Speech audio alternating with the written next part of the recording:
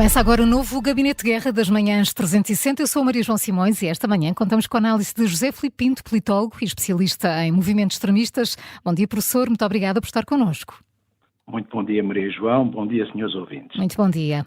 Israel diz que o Hamas rejeitou a proposta de cessar-fogo. Tel Aviv diz que o Hamas mudou todos os parâmetros principais e mais significativos desta proposta, da proposta apresentada pelos Estados Unidos.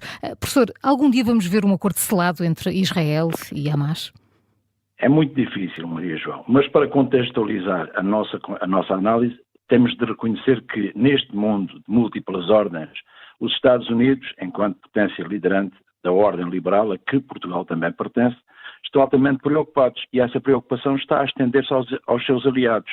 É por isso que o Conselho de Segurança da ONU aprovou uma resolução de quem? Precisamente do Presidente dos Estados Unidos. Porque é que eu digo que dificilmente poderemos chegar a um encontro que possibilite a paz a curto prazo? Porque num processo negocial é fundamental que as partes envolvidas estejam de boa fé, abandonem a postura assente nas posições individuais, identifiquem um objetivo comum e revelem um grau, ainda que mínimo, de predisposição para fazerem cedências. Eu julgo que não é o caso. Repare, o Hamas foi muito leste a manifestar a concordância com a resolução aprovada no Conselho de Segurança da ONU. Só que também não demorou tempo nenhum, Maria João, a impor as condições. E essas condições inviabilizam esse acordo. Por isso mesmo, aliás, eu considero que mesmo que as partes, e também é duvidoso que Israel aceite dar início à primeira fase da proposta, as discrepâncias não tardarão a surgir, porque efetivamente, e essa é que é a verdade, tanto Israel como o Hamas só ficarão satisfeitos se conseguirem aniquilar o inimigo. E o inimigo é quem se deveria sentar do outro lado da mesa. Portanto, dificilmente poderemos, ainda que com intermediação e com pressão internacional, solucionar um conflito que não é militar, é político. Entretanto, a ONU está a analisar possíveis crimes de guerra na operação israelita para resgatar 4 reféns que matou mais de 270 palestinianos. Hamas e Jihad Islâmica também podem ser acusados por terem mantido os reféns em zonas com grande concentração de pessoas, como é o caso de Nuseirat, onde se abrigam refugiados palestinianos. Mas, José Filipe Pinto, isto não é novidade, isto é o habitual modus operandi do Hamas, que insiste em usar a população como escudo. Pois, essa é a forma, portanto, de atuação de um grupo terrorista, ainda que dispondo de um braço político. Aliás, nesta questão, há 2 dados que, a meu ver, merecem ser chamados à colação. O primeiro prende-se do lado israelita com a disponibilidade manifestada pela extrema-direita para ocupar o lugar que foi deixado vago por Benny Gantz, que é mais moderado. Algo que aponta para o reforço da posição mais beligerante. E talvez valha a pena recordar que, para além da contestação interna à política de Netanyahu em Israel, aquela que Netanyahu está a designar como uma guerra existencial, não é assumida por todos da mesma forma. Por exemplo, os judeus ortodoxos não cumprem o serviço militar, não são chamados para a guerra. E o segundo elemento que se prende com a questão que a Maria João me coloca tem a ver com a possibilidade de, no caso de fracasso do processo negocial, os Estados Unidos parecerem dispostos a negociar com o Hamas a libertação dos reféns norte-americanos. Se é um facto que a vida humana, a meu ver, tem valor, mas não tem preço, não é menos verdade que podemos estar perante um acontecimento que o direito internacional terá dificuldade em enquadrar, porque os Estados Unidos consideram o Hamas uma organização terrorista e os terroristas não são sujeitos do direito internacional.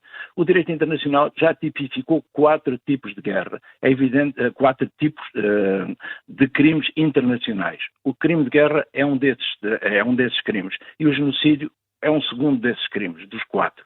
Portanto, o que acontece é que numa guerra há sempre crimes de guerra e de vez em quando, como nesta situação, é possível, inclusive, passarmos para a designação de genocídio. É evidente que vai haver responsabilidade das 2 partes. E repare, nós falamos nos reféns, ainda não falamos da atitude que o Hamas teve relativamente a esses reféns. Neste momento estamos a colocar o ónus na forma como o Hamas está a usar a população como escudo humano.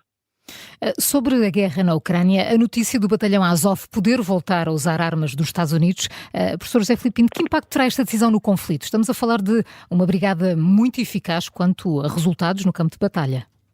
Sim, mas isso é a mesma questão quando Prigozhin levou as suas forças para a Ucrânia. Uhum. São situações pontuais. É nos ar, é no ar, é nos céus que está o futuro desta guerra. Uhum. E repare, em tempos de guerra, as afirmações muito poucas vezes coincidem com a realidade. Repare, no que concerne à questão ucraniana, tem havido designações que não primam pelo rigor. Falou-se numa conferência de reconstrução da Ucrânia, mas isso só poderia ser possível depois das armas se calarem.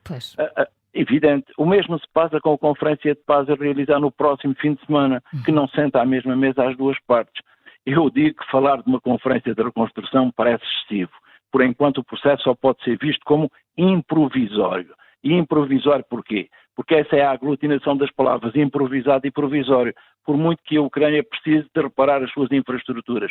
Que dar armas a um batalhão Azov, que é evidente que vai implicar muitas perdas de vida humana, vai implicar operações, mas tudo isso é uma gota de água no conflito ucraniano. E porquê? Porque a ação deste grupo é uma ação muito limitada. O importante passo prende-se com a capacidade de luta antiaérea. Mas, professor, dessa conferência de recuperação da Ucrânia, do primeiro dia fica a garantia de Olaf Scholz, que vai ajudar a reconstruir o país, os 1,5 mil milhões de euros de ativos congelados russos que vão para Kiev e também as palavras de Ursula von der Leyen, que disse que as negociações de adesão da Ucrânia à União Europeia vão começar já no final deste mês.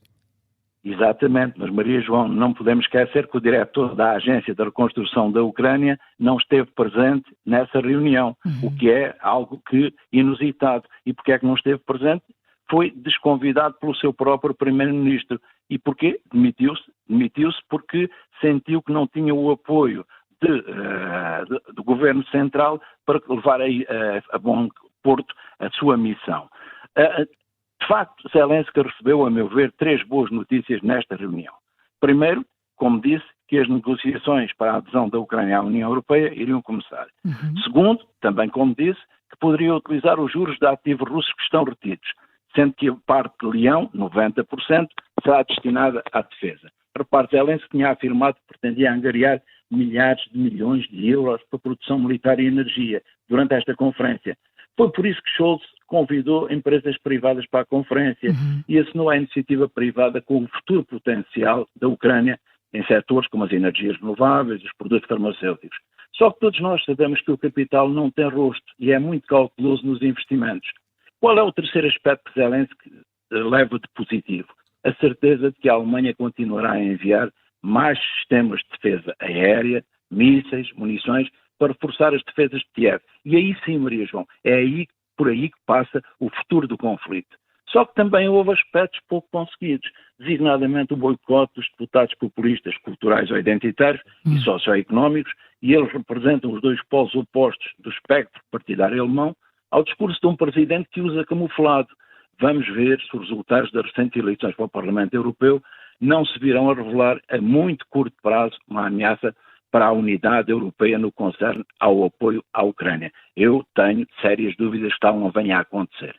Entretanto, o ministro dos Negócios Estrangeiros polaco acusou Moscovo de armazenar 100 ogivas nucleares junto à fronteira e diz que um ataque à União Europeia é bastante provável. José Filipe Pinto, nós estamos a ignorar os sucessivos alertas que nos chegam dos países vizinhos da Rússia?